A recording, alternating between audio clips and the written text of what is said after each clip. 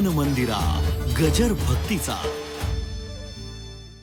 भगवान हरा सोपान भगवान ब्रह्मा मुक्ताख्या ब्रह्मचित्कला ज्ञानेशांच्या ज्ञानमूर्ती साक्षात प्रेम स्वरूपिणं नामदेव दयामूर्तीं नाथं वंदे पुनः पुनः वैरागेश परममूर्ती देव क्षत्र निवासिनं तुकाराम महाराष्ट्रं भक्तराज चतुष्टम श्री संताची माथा चरणावरी साष्टांग हे करी दंडवत लोकाभिरामं रणरंगधीरं राजीवनेत्रं रघुवंशनाथं कारुण्यरूपं करुणाकरन्तं श्रीरामचन्द्रं शरणं प्रपद्ये श्रीरामचन्द्रं शरणं प्रपद्ये संतांचे पायी हा माझा विश्वास सर्व भाविदास झालो त्यांचा तेची माझी हित करीते सकळ जेने हा गोपाळ कृपा करी विठ्ठल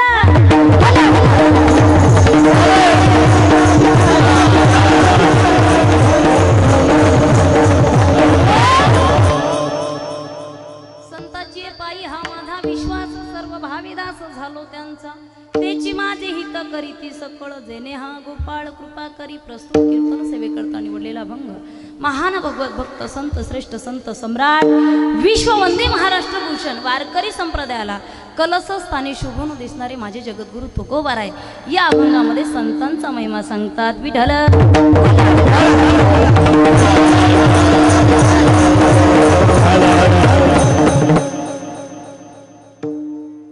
अभंगाद्वारे बोलण्यापूर्वी अल्पसा पर्याय देणं गरजेचं ठरेल। या ठिकाणी भक्तिमय वातावरणामध्ये हा भक्तिमय उत्सव दरवर्षीप्रमाणे हाही वर्षी आहे। या आनंदाला पार नाही इतका सुंदर हा सोहळा आहे। कारण एखाद्या महिलेने जर एखादं कार्य करायचं ठरवलं महाराज तर जगावे भगवंताला जन्माला येण्याकरता तपश्चर्या सुद्धा एका महिलेची होती।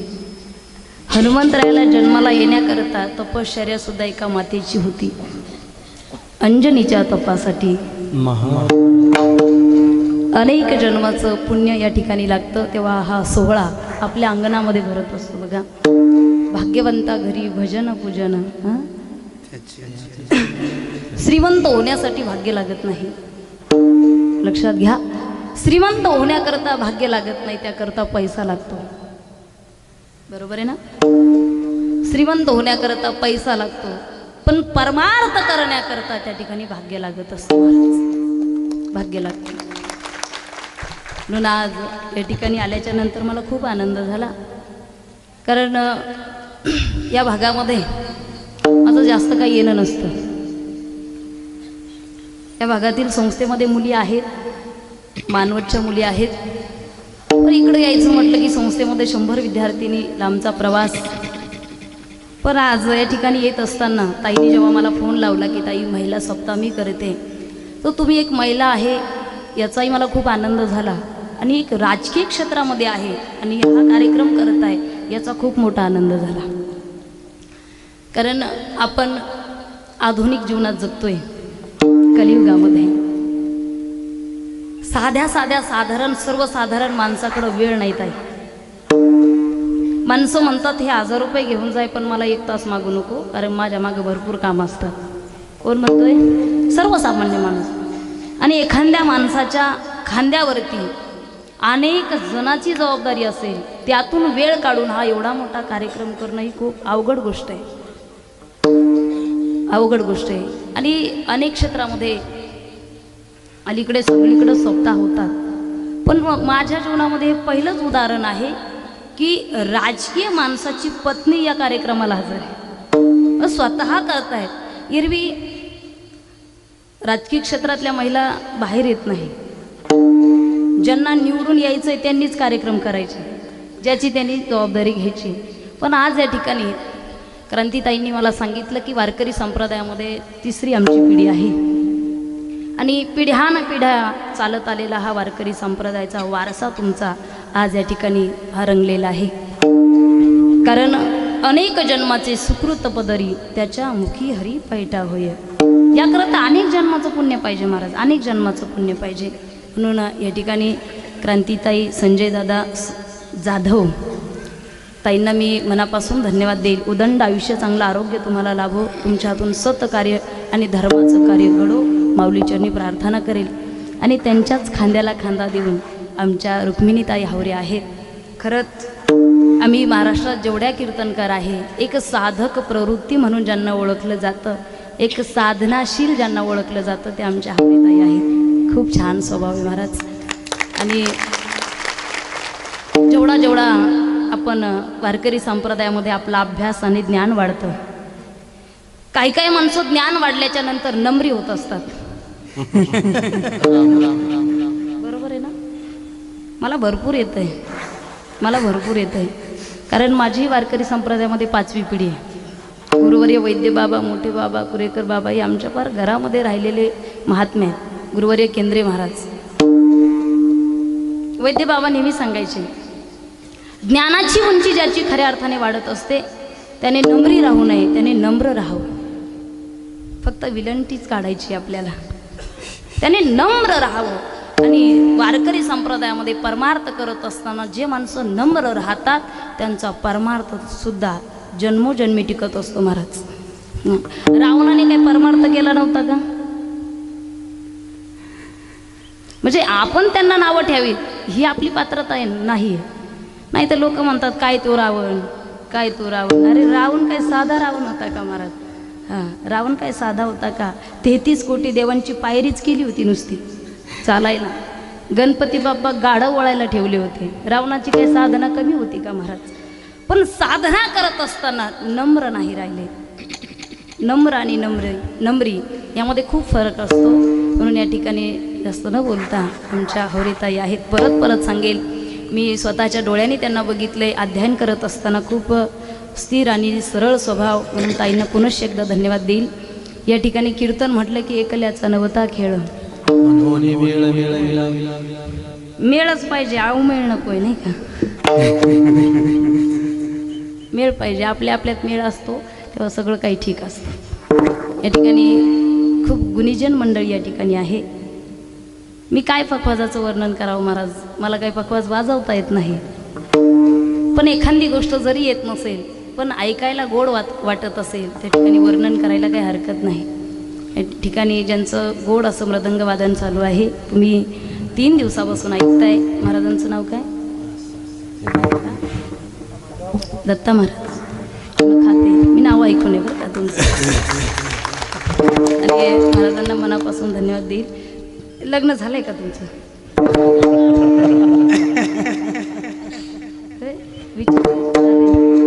तरीच म्हटलं तुम्ही एवढे उदास का? हसत राहायचं, काही टेन्शन घ्यायचं नाही. वहिनी काही त्रास देतात? इकडं काही मेवणे बसलेले का? वहिनी काही त्रास देत असेल तर सांगा मला. स्माईल मध्ये राहा बरं का. दत्ता महाराजांना सुद्धा मनापासून धन्यवाद देईल. महाराज, पखवाज वाजवणं ही काही सोपी गोष्ट नाही. ताई आपण आळंदीमध्ये पाहतो संध्याकाळी रात्री 10 वाजता मुलं त्या ठिकाणी रियाजसाठी बसत असतात. बघा, सकाळचे 4 वाजता थंडीमध्ये आपल्याला गोदडीच्या बाहेर यायचं, बंगल्याच्या बाहेर यायचं म्हटलं तरी कंटाळा येत असतो. हा, मुलाला सकाळी तर म्हटलं 7 वाजता शाळा आहे, उठ लवकर. ते म्हणतो बाबा आज मी नाही जात. मग बाबा म्हणतो कोण जाणार? म्हणे बाबा तुम्हीच आजच्या दिवस जाऊन या ना.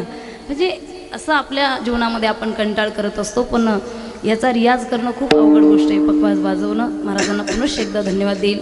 आमच्याबरोबर आलेले श्री हरिभक्तपरायण मृदंगाचार्य राजू महाराज पातळे हे गोड पखवाज वाजवतात. विशेषतः ते गुरुवर्य वैद्यबाबांचे पटशिष्य आहेत.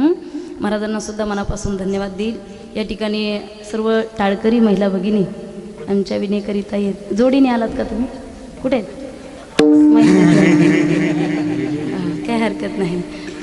सर्वच महिला आहे. या ठिकाणी आनंद वाटतो तुम्ही जेव्हा उभ्या राहता. आणि या ठिकाणी दोन्ही गायनाचार्य ताई आहेत, सोनाली दिदी करपे यांच्या संस्थेतील. तुम्हाला काही टेन्शन आहे का? मला फ्रेश लागतं बरं का. कीर्तन चांगलं होण्याकरता काय कीर्तनकारावर अवलंबून नसतं. तुमचे चेहरे असे टमाट्यासारखे दिसले पाहिजे. महाराज, उदास चेहरे बघण्याची इच्छा होत नाही.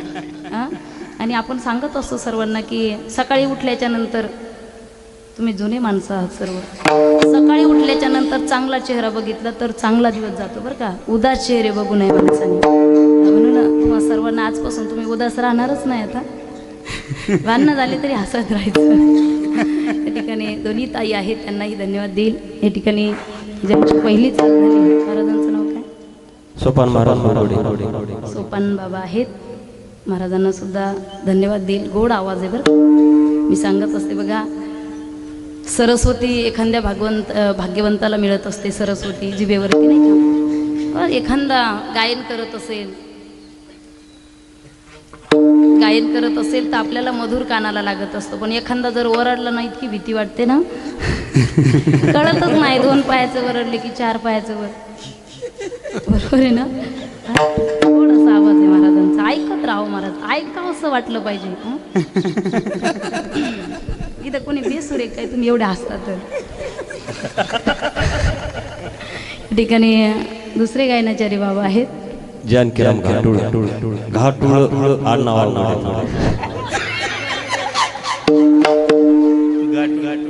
मी आडनावर जास्त बोलणार नाही, कारण आमचंही आडनाव आंधळे. मी जर तुम्हाला जास्त बोलले तर तुम्ही म्हणसान तुम्ही काय कमी का, तुम्ही तर आंधळेचे, आम्ही तर घाटुळचे. म्हणून बाबांना सुद्धा परत धन्यवाद देईल. तुमच्या बाजूला असणारे माझे पती अभिमन्यू महाराज आहेत, त्यांना सुद्धा धन्यवाद. तुमच्या गावामध्ये आम्ही प्रथम आहे, तसं काही नाव घेण्याची इच्छा नाही, तुमचा गैरसमज व्हायला नको सर्वांचा. माझे पती या ठिकाणी आहेत, त्यांना सुद्धा धन्यवाद देईल. या ठिकाणी ज्यांची शूटिंग चालू आहे, मराठी भासपाट, प्रत्येक मराठी माणसाच्या घरात आणि हृदयात पोहोचणारं हे चॅनल आहे बघा. माहीत नव्हतं तुम्हाला की कोण सुनीताताई आहेत. अनेक कीर्तनकारांचा सहवास आणि तुमचं दर्शन आम्हाला झालं फक्त ह्या चॅनल आणि यूट्यूबमुळे झालेलं आहे. म्हणून परत दादांना कुठं गेले ते अरविंद दादा, तुम्हाला 2री-3री वेळे बरं का त्यांची. आता तुम्ही घेत राहा, आम्ही देत राहतो. तुमच्यामुळे आमचं अध्ययन वाढत चाललंय. तुम्हालाही मनापासून धन्यवाद देईल. मागचे उभे असणारे त्यांना विनंती करेल, बसून घ्या, टेन्शन घेऊ नका. 1 वाजेपर्यंत कीर्तन चालणार आहे. तुमचे पाय गळून येतील उद्या उगच नसलेलं. सर्वांना श्रोते मंडळींना परत धन्यवाद देते. आणि मी सांगत असते बघा, भगवंताचं नामचिंतन करणं, श्रवण करणं हे भाग्यवंताचं लक्षण आहे. ऐका व्रताचे महिमान, ऐका व्रताचे महिमान, नेमे आचरती जन, गाती ऐकती हरी कीर्तन, समान विष्णू. परत धन्यवाद. या ठिकाणी ज्यांची गोड माईक सिस्टीम आहे, छान सेटिंग लावता बरं का तुम्ही. मी सांगत असते, नाही काही जमलं तर सेटिंग जमली पाहिजे. खूप छान. अरे काय होतं, कार्यक्रम चालू असतात, कधी आवाज चालतो, आवाज चालत नाही. पण खूप छान सिस्टीम आहे, असं वाटतं बोलतच राहावं. परत दादांना सुद्धा धन्यवाद. पंचक्रोशीतून आलेली सर्वच मंडळी, सर्वांना धन्यवाद. कुणी राहिलं नाही तुमच्यापैकी? मला नाव माहीत नाही कुणाचे बरं का. नाही ते एका कीर्तनात काय झालं होतं ताई, एक बाबा असे मधीच काठी घेऊन फिरायला लागले. म्हटलं ओ बाबा खाली बसा, म्हटलं असं भरल्या मंडपात अशी काठी घेऊन फिरू नये. बाबा म्हणे तुम्ही माझं नाव घेतलं नाही, मला काहीच फरक पडला नाही, पण ज्यांनी तुम्हाला तारीख दिली ना त्याला बघू राहिलो म्हणे मी कुठे. म्हणून पुनश्च एकदा सर्वांना धन्यवाद. आज सेवेकरता जो अभंग मी निवडलेला आहे, तसा अगोदर आमचा वेगळा अभंग ठरला होता, माफी मागते. पण माझी एक गोष्ट लक्षात आली. आत्ता सुखनिवासी स्वानंद सुखनिवासी जोग महाराज शताब्दी सोहळा आळंदीमध्ये चालू आहे. मोठं जसं की माहेराहून बळच एखादी मुलगी बाहेर निघत असते सासरला जाण्याकरता, तसं आम्ही आज या ठिकाणी आलो आहे. कारण की भारतातून, मी राज्यातून म्हणत नाही, भारतातून त्या ठिकाणी परभणीचे अनेक लोक त्या ठिकाणी संत सहवास घेण्याकरता आळंदी या क्षेत्रामध्ये आलेले आहेत. आणि आम्ही तिथून इथपर्यंत आलो आहे. म्हणून एका संतांचा महिमाही मला तुम्हाला सांगायचा होता आणि आपल्या जीवनात होणारं हितही मला तुम्हाला सांगायचं होतं. म्हणून आज तुकोबारायचा हे दोन्ही शब्द उच्चारणारा अभंग मी सेवेकरता निवडलेला आहे.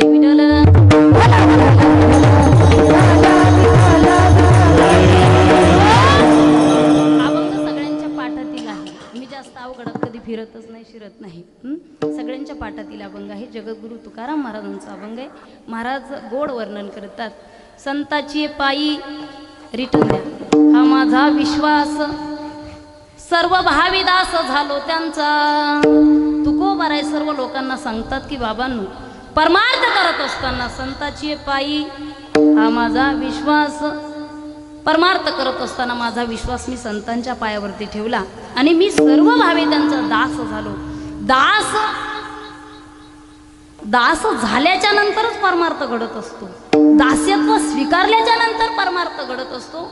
जनाबाईने दास्यत्व स्वीकारलं होतं महाराज. नामदेव महाराजांच्या घरामध्ये 14 माणसे होती.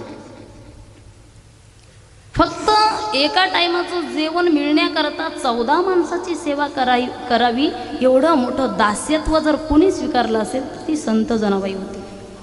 संत दास्यत्व स्वीकारतात म्हणून तुकोबाराय म्हणतात, सर्व भावी दास झालो त्यांचा. का दास झाला तुम्ही, हाही प्रश्न आहे. का दास झाला तर त्याची माझी हित करीती सकळ, जेने हा गोपाळ कृपा करी. संत माझं सकल हित करतात. संत बसा खाली. असं संत माझं सकल हित करतायत, अन्यथा या जगतामध्ये माझं हित करणारं कोणी नाहीये. वाटत असतं माणसाला की माझं चांगलं झाल्याच्या नंतर सगळ्यांना बरं वाटतंय, पण हा तुमचा मोठा गैरसमज असतो बरं का. जगतामध्ये आपलं सकल हित व्हावं याकरता तळमळ करणारे संत आहेत. म्हणून तुकोबाराय च लावतात, त्याची माझी हित तेची, अन्यथा नाही. चकाराने आणण्याची आवृत्ती होत असते, तेची तोच तेच, दुसरं नाही. बाळ जर मार्केटमध्ये आई बरोबर गेला तर आईला म्हणत असतो, आई ते बघ ते दुकान. आई म्हणत असते, हो छान दुकान आहे. आई त्या दुकानामध्ये एक छोटी मोटार गाडी आहे, ती मला घेऊन दे. आई म्हणत असते, ही काय घेतो, तुझे बाबा आल्याच्या नंतर याच्यापेक्षा मोठी घेऊ आपण, मोठी. तो म्हणत असतो, मोठी नको आई मला, तीच मोटार गाडी पाहिजे. तेच तुकोबाराय म्हणतात, तिची माझी हित करीती सकळ, जेने हा गोपाळ कृपा करी. खऱ्या अर्थाने भगवंतापर्यंत पोहोचण्याचं संत एक साधन आहे महाराज.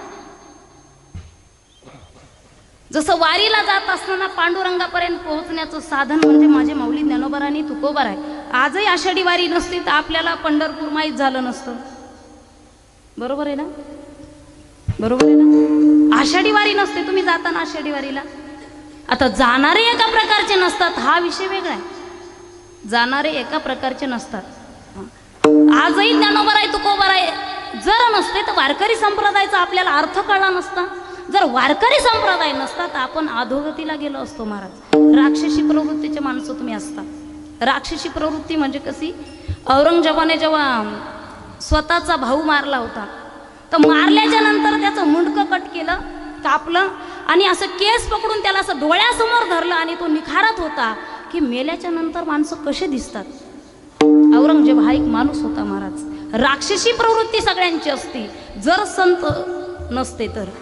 हा, तिची माझी हित करीती सकळ, संत सकल हित करत आहेत. संत सकल हित करत आहेत. आता हित घेण्याचे मार्ग आपले अनेक असल्यामुळे वारकरी म्हटलं की वारकरी संप्रदायाला, बरोबर आहे की नाही. वारकरी म्हटलं की वारकरी संप्रदायाला. अन्यथा अनेक पंथ आहेत, अनेक संप्रदाय आहेत, ज्या त्या संप्रदायामध्ये माणसं एकनिष्ठ असतात. पण मूळ गाभा जर काय असेल तर हा वारकरी संप्रदाय महाराज. या वारकरी संप्रदायामुळे तुम्हा आम्हाला वारी घडत असते. आमच्या ताईंनी मला सांगितलं की आम्ही दरवर्षी वारीला जातो, वेळात वेळ काढून.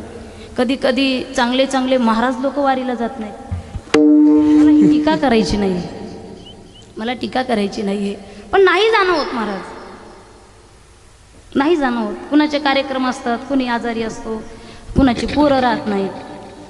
पप्पा तुम्ही जाऊ नका, तुम्ही जर गेले तर मलाही घेऊन जा. महाराजांना वाटतं मग तुला वजन येण्यापेक्षा आपलं घरीच राहिलेलं बरं. हां, उपाताप वाढवायचा नाही, जाणं होत नाही. वारीला जाणारे काही एक प्रकारचे नसतात, एक प्रकारचे नसतात. त्यामध्ये हौसे नवसे आणि लय बेकार आहेत महाराज. ते हौसे चांगले आहेत, नवशे त्याच्याही पेक्षा चांगले आहेत. नवशे नवसाच्या वेणं का वेणं ते जातात वारीला. म्हणजे गौसे आहेत ना, गौसे नाद करायचं नाही. ते आळंदीला येतात, आळंदी ते पुण्यापर्यंत चालत जातात बरं का. आणि तिथून गेल्याच्या नंतर सासवडचा मुक्काम असतो तिसऱ्या दिवशी. पुण्याचा 2 दिवस नाही का. आणि पुणे ते सासवड 13 ते 14 किलोमीटरचं अंतर आहे बरोबर आहे ना ताई? आणि विशेषतः त्या दिवशी एकादशी असते. पण जे गौशे असतात ना महाराज, गौशे पुणेकरांचा धर्म आहे, ते दुसऱ्या दिवशी एकादशी जरी असली तर त्या ठिकाणी बिस्किटच्या पुड्याची वाटप करतात, बिस्किटचे पुडे वाटतात. जे वारकरी बिचारे गात जागा भजन म्हणत जातात, पण जे गौस आहेत ना महाराज, ते एकादशीला बिस्किटचे पुडे खातात आणि खाऊन उरले तर तिथंच पोतं भरतात आणि तिथून परत येतात. हे गौशाचे लक्षण आहे. म्हणून संतांच्या सहवासामध्ये जे महात्मे राहतात ते महात्मे सांगतात, त्याची माझी हित करीती सकळ जेने हा गोपाळ कृपा करी. संत एक साधन आहे महाराज, हरिप्राप्ती सी उपाय धरावी संतांचे पाय. जर तुम्हाला वाटत असेल की आम्हाला पांडुरंगाची भेट झाली पाहिजे, तुमचं डायरेक्ट तिकीट तिथं निघणारच नाही, तुम्हाला आळंदीलाच यावं लागेल. तुम्हाला आळंदीला यावं लागेल आणि त्या ठिकाणी माऊली ज्ञानोबारायचं दर्शन घ्यावं लागेल. मग तुम्हाला कळेल माऊली ज्ञानोबाराय म्हणजेच महाविष्णू आहे. हे संतांमुळे होणारं हे दर्शन आहे महाराज पांडुरंगाचं, हे देवाचं दर्शन आहे. तेची माझी हित करीती सकळ जेने हा गोपाळ कृपा करी. भागली या मज वाहतील कडी, भागली या मज वाहतील कडी. बघा, माणसं जीवनाचा प्रवास करत असताना कधीतरी थकत असतात, कधीतरी थकतात. आता थकणारे नवीन नाही थकत. आता नवीन जर लग्न झालं, एखाद्याचं इथं झालं असेल तर त्याला बरोबर करंट लागेल. नवीन लग्न जमल्यापासून त्याची तयारी असते, कोणता ड्रेस घालायचा, मेकअप कोणत्या पार्लरमध्ये करायचा. बिचारा तो एवढ्या उत्साहामध्ये लग्न करत असतो. अरे जेव्हा ते गाणं लागतं ना महाराज, बहरू फूल बरसाओ, गाणं मला येत नाही, ते आमच्या लग्नामध्ये ज्ञानबा तुकाराम लावलं होतं. जेव्हा गाणं लागतो, कितीही तब्येतीने खराब नवरदेव असू द्या महाराज, एवढी छाती फुगून चालत असतो.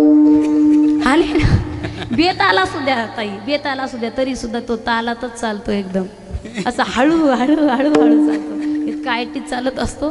तिथं गेल्याच्या नंतर तो लग्नाचा कार्यक्रम होतो, सुरू होतं 2-3 वर्षानंतर, 2-3 वर्षानंतर नंतर तो थकतो. एखादा वारीला निघाला, एखाद्या सप्ताहाला निघाला, एखाद्या कीर्तनाला निघाला तर तू म्हणत असतो खूप बोर झालं बरं का, काय याच्यात काहीच नाही, चल तुझ्याबरोबर मी येतो. थकतो माणूस संसारामध्ये. मला संसार जास्त विश्लेषण करायचं नाही संसाराचं, मी परमार्थाचं सांगेल. परमार्थ करत असताना चांगल्या वारकऱ्याच्या जीवनामध्ये, चांगल्या वारकऱ्याच्या जीवनामध्ये जर एखादं संकट आलं तर त्याला लोक सांगत असतात, तुम्ही तर रोज माळ जप करता, तुम्ही तर रोज कीर्तनाला जाता, 12-12 वाजता घरी येता. त्या ठिकाणी बायको पण सांगत असती, रोज सप्ताहाला पळता. आता पत्नी जर थोडी विरोधात असेल तर मग तर लय अवघड परिस्थिती महाराज गायक वादकांची. रामकृष्ण हरीचे म्हणजे एकदा काय झालं, एक महाराज सप्ताहावरून गेले बरं का, दत्ता महाराज सप्ताहावरून 2-3 सप्ते करून गेले. गेल्याच्या नंतर घरी गेल्याच्या नंतर बाईने दार उघडल्याच्या नंतर पाणी वगैरे दिल्यानंतर बॅग चेक केली तर एकच नारळ निघला ना, एकच नारळ निघलं. म्हणे तुम्ही किती सप्ताहाला गेले? म्हणे 3 सप्ताह करून आलो म्हणे. मग बाकीच्या 2 सप्ताहाचे नारळ कुठे आहेत म्हणे. संकट जीवनामध्ये येत असतात, परमार्थ करत असताना येतच असतात. पण अशा वेळेस जर संत सहवास तुमच्या जीवनामध्ये असेल, भागली मज वाहतील कडी, त्यांच्या यानी जोडे सर्व सुख. माझे संत मला कडेवरती घेतात आणि निश्चित अशा सुखापर्यंत नेतात, त्यांची यानी जोडे सर्व सुख. म्हणून तुकोबाराय म्हणतात, तुका म्हणे शेष सेविन आवडी, वचन न मोडी बोलिले ते. तसं सर्व जगत्रय संतांचे जे ग्रंथ आहे ते एका संतांनीच लिहिलेले आहेत. व्यासोत्तिष्ठ जगत्रय, महाभारती जे नाही, भारतामध्ये असा ग्रंथ नाही की जो संतांच्या मुखातून निघाला नाही. प्रत्येक ग्रंथ संतांचा आहे. म्हणून तुकोबाराय म्हणतात, तुका म्हणे शेष सेविन आवडी, जे संतांनी सेवन केले ती स्वतः मी आवडीने सेवन करेन. विठ्ठल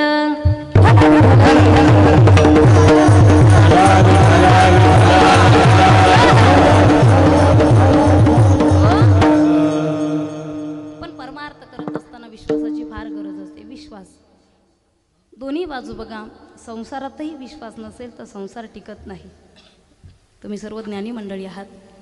संसारात विश्वास नसेल तर संसारही टिकत नाही. परमार्थ कसा टिकेल महाराज? विश्वास असावा लागतो. विश्वास नाही तर तो परमार्थ कामाचा नाही. विश्वास नसेल तर माणसं कधीच हृदयापासून परमार्थ करत नाही.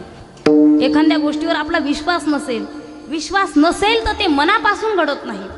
मग तुकोबरायांकडे काही मंडळी देहूला आली आणि विचारलं महाराजांना की महाराज, तुम्ही म्हणताय की विश्वास ठेवा, पण या जगतामध्ये विश्वास ठेवायला लायक पात्र असं एकही ठिकाण नाही. ज्यांच्यावरती आम्ही विश्वास ठेवायचा त्याच जवळच्या माणसांनी आमचा विश्वासघात करायचा, अशी अनेक घटना आम्ही बघितलेल्या आहे. मग आम्हाला सांगा आम्ही कोणावरती विश्वास ठेवायचा? महाराज म्हटले, मी तुमचं काही सांगत नाही बाबा, पण मी माझा सांगतो. परमार्थ करत असताना माझा विश्वास अभंगाचं प्रथम